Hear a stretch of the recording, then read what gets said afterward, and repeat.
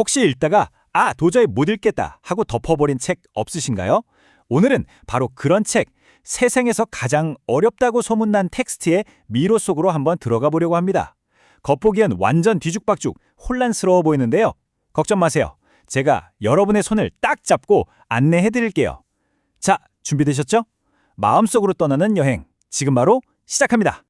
자, 시작부터 만만치 않죠? 생각은 생각의 생각이다. 이게 대체 무슨 소리일까요? 그러니까 우리가 어떤 생각을 할 때 그 생각에 대해 또 생각하고 또 그 생각을 생각하는 그런 끝없는 꼬리물기 같달까요? 마치 거울이랑 거울을 마주보게 세워놓은 것처럼 우리 의식의 가장 깊은 곳으로 우리를 끌어당기는 문장입니다.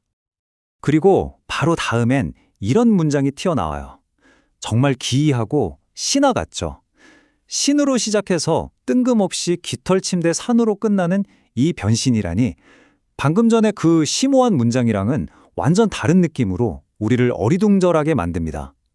그런데 여기서 갑자기 분위기가 확 깨집니다. 구제역. 네? 구제역이요? 이렇게 막 거대하고 추상적인 생각들 사이로 아주 현실적이고 어떻게 보면 좀 따분하기까지 한 이 단어가 툭 하고 던져지는 거죠. 자, 바로 이게 오늘의 핵심 질문입니다. 철학적인 문장, 신화 같은 이야기, 그리고 너무나 현실적인 단어, 이 전혀 어울리지 않은 조각들을 하나로 엮는 끈은 대체 뭘까요? 믿기 힘드시겠지만 이 모든 혼돈 속에 사실은 아주 놀라운 질서가 숨어 있다는 겁니다. 지금부터 그 비밀의 문을 같이 한번 열어보시죠. 자, 우리의 첫 번째 안내자부터 만나볼까요? 바로 지식인 스티븐입니다. 이 사람의 머릿속은요, 뭐랄까, 철학, 죄책감, 예술에 대한 고민 같은 걸로 꽉 찬 하나의 거대한 세계라고 보시면 돼요. 스티븐을 이해하려면 이 개념을 꼭 알아야 하는데요.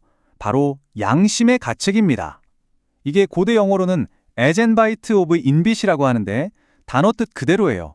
안에서 뭔가가 나를 계속해서 깨무는 듯한 그런 죄책감을 말하는 거죠. 스티븐은 바로 이 고통스러운 렌즈를 통해서 세상을 보고 있는 겁니다. 이 문장을 보면 스티븐이라는 사람이 어떻게 생각하는지 딱 감이 오죠. 언어를 마치 단검처럼 쓰는 거예요. 세상을 해부하고 분석하고 날카롭게 정의 내리는 무기처럼요. 그의 지적인 면모가 아주 잘 드러나는 부분입니다.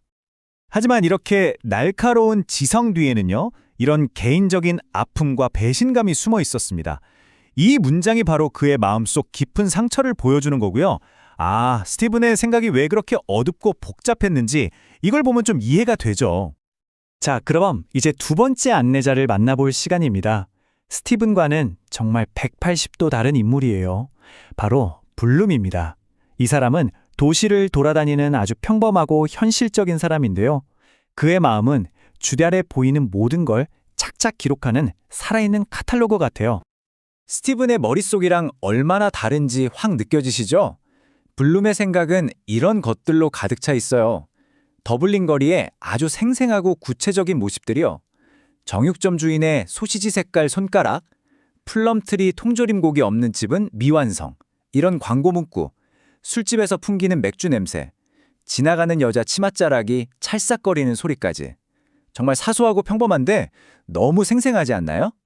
이 두 사람이 얼마나 다른지는요, 장례식 장면에서 아주 명확하게 드러납니다. 블룸은 굉장히 현실적이에요. 죽은 사람을 위해 쓸 돈이 있으면 차라리 살아있는 사람을 돕는 게 낫지, 이렇게 생각하죠. 반면에 스티븐은요, 같은 순간에 라틴어 기도문을 떠올립니다. 훨씬 의식적이고 종교적이죠. 이 한 장면만 봐도 두 사람의 머릿속이 어떻게 돌아가는지 확연히 비교가 되죠. 자, 이제 드디어 아하! 하는 순간이 왔습니다. 우리가 지금까지 본 이 정신없고 혼란스러운 생각의 조각들 뒤에 사실은 엄청난 기법이 숨어 있었거든요. 바로 그걸 설명해 드릴 차례입니다. 네, 바로 이 질문이요. 아마 여러분도 계속 궁금하셨을 거예요. 아니, 대체 왜 이렇게 쓰는 거지? 하고 말이죠. 왜 이렇게 복잡하고 정신없게 이야기를 풀어가는 걸까요? 자, 이제 그 혁신적인 비밀을 공개할 시간입니다. 비밀은 바로 이 네 가지 원칙에 있습니다. 첫째, 스쳐가는 모든 생각을 그대로 따라가는 거예요. 스티븐의 철학적 고뇌처럼 머릿속에 뭐가 떠오르든 그냥 다 쓰는 거죠. 둘째, 기억과 현실을 막 섞어버려요. 블룸이 광고를 보다가 갑자기 옛날 생각하는 것처럼요. 우리도 평소에 그렇잖아요. 셋째, 인물의 속마음을 그냥 통째로 보여주는 겁니다. 행동을 묘사하는 대신에 날 것 그대로의 생각을 통해 아, 이 사람은 이런 사람이구나 하고 우리가 직접 느끼게 만드는 거죠. 그리고 마지막, 이게 핵심인데요. 바로 삶을 있는 그대로 포착하는 겁니다. 편집하거나 다듬지 않은 우리가 실제로 세상을 경험하는 그 방식. 이걸 바로 의식의 흐름이라고 하거든요. 이 모든 혼돈이 사실은 바로 이 혁명적인 시도였던 겁니다. 이게 바로 혼돈 속에 숨겨진 패턴이었어요. 하지만 이야기는 여기서 끝나지 않습니다. 스티븐과 블룸 말고도 또 다른 제3의 의식을 아주 잠깐 엿보면서 이 문학의 세계가 얼마나 넓고 깊은지 한번 느껴보시죠. 그리고 마침내 이 문장으로 우리의 짧은 여행을 마무리하려고 합니다. 마침표나 쉼표 하나 없이 미래에 대한 희망을 이야기하다가 갑자기 툭 끊어지는 이 마지막 생각의 조각. 이게 우리에게 아주 강렬하고 도발적인 질문을 던지는 것 같아요. 인간의 마음이란 대체 무엇이고 우리의 생각은 과연 어디로 흘러가는 걸까요? 어쩌면 그 해답은 바로 이 혼란스러운 텍스트 안에 있을지도 모르겠습니다.